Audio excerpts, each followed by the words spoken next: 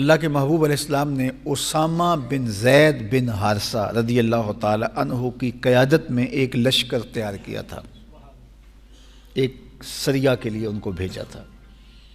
وہ ابھی جرف کے مقام پہ پہنچے تھے۔ یہ مدینہ المنورہ سے شمال کی جانب ایک علاقہ ہے، پہاڑ ہے، اس کو جرف کہتے ہیں۔ تو ابھی وہ وہاں ہی لشکر لے کے گئے تھے کہ حضور کا وصال ہو گیا۔ تو یہ پیر کا دن تھا تو وہ واپس آ گئے، تو بدھ کے دن حضور علیہ السلام کی تدفین ہوئی۔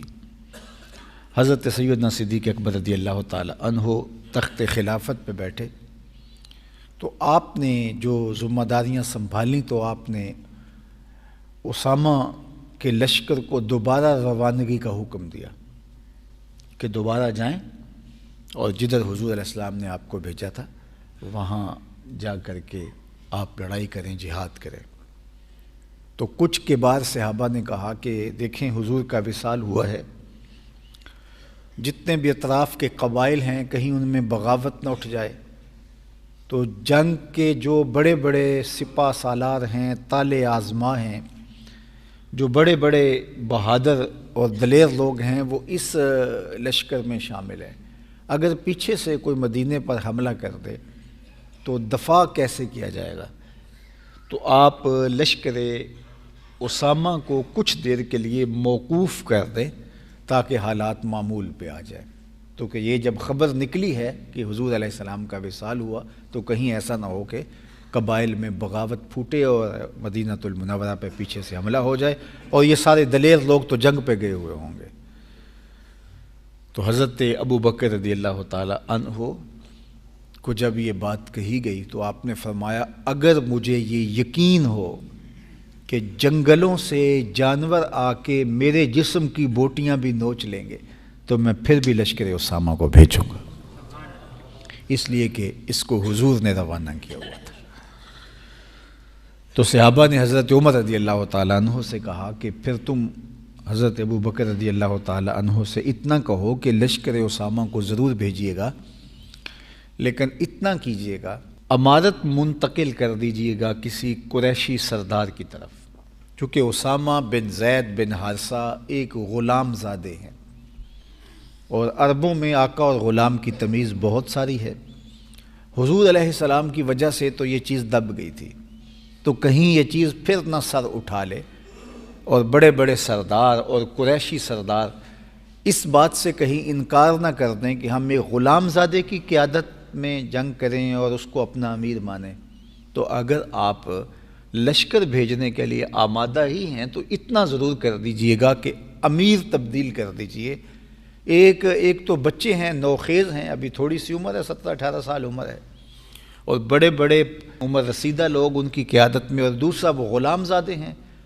تو کسی قریشی نسب کو اور کسی پختہ عمر والے شخص کو اس کی جگہ امیر مقرر کر دیں، ٹھیک، اگر وہ اس بات پہ بضد ہیں تو ضرور لشکر کو بھیج دیں۔ تو حضرت عمر رضی اللہ تعالیٰ عنہ آئے صحابہ کی اس بات کو لے کر حضرت صدیق اکبر رضی اللہ تعالیٰ عنہ سے کہا کہ اگر آپ لشکر اسامہ کو بھیجنے کے لیے مصر ہیں، بضد ہیں تو کوئی بات نہیں ہے، لیکن اتنا کیجئے کہ امیر لشکر تبدیل کر دیجئے، ایک غلام زادے کی جگہ کوئی قریشی سردار امیر بنا دیجئے۔ تو یہ بات سننے کی دیر تھی کہ حضرت سیدنا صدیق اکبر رضی اللہ تعالی عنہ کا چہرہ غصے سے سرخ ہو گیا، جیسے انار نچوڑ دیا ہو آپ کے چہرے پہ، اور آپ نے حضرت عمر رضی اللہ تعالی عنہ سے کہا ساکولت امک یبن خطاب، اے خطاب کے بیٹے تیری ماں تجھ کو روئے، استعملہ رسول اللہ وتامرنی ان اعزلہ، اسامہ بن زید کو امیر لشکر اللہ کے رسول نے مقرر کیا ہے اور تو مجھے کہتا ہے کہ میں اس کو معزول کر دوں؟ کہا امیر لشکر حضرت اسامہ بن زید ہی رہیں گے اور لشکر بھی جائے گا، جس نے جانا ہے جائے، جس نے نہیں جانا ہے ہمیں کوئی اس کی پرواہ نہیں ہے۔ یہ تھا تیقن۔ اب اس تیقن کا نتیجہ کیا ہوا؟ ایک تو جو قبائل پر تول رہے تھے بغاوت کے لیے، ان کو جب یہ پتہ چلا کہ ان حالات کے اندر بھی لشکر روانہ ہوا ہے تو ان کو نفسیاتی طور پہ یہ محسوس ہوا کہ جو ان حالات میں بھی لشکر روانہ کر رہے ہیں تو اس کا مطلب یہ ہے کہ یہ کوئی کمزور نہیں ہے۔ تو خام خواہ ان سے ٹکرا کر کے اپنے آپ کو جو ہے وہ ہلاکت میں ڈالنا ہے، تو وہ بھی وہیں دب گئے۔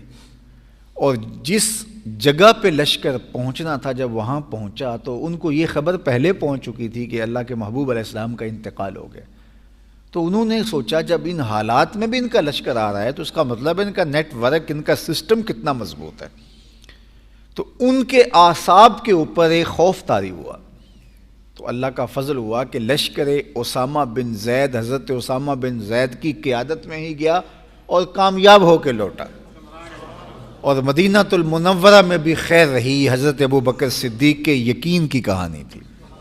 تو یہ تیقن کا نور تھا جس نور نے ان کو کھڑے رکھا۔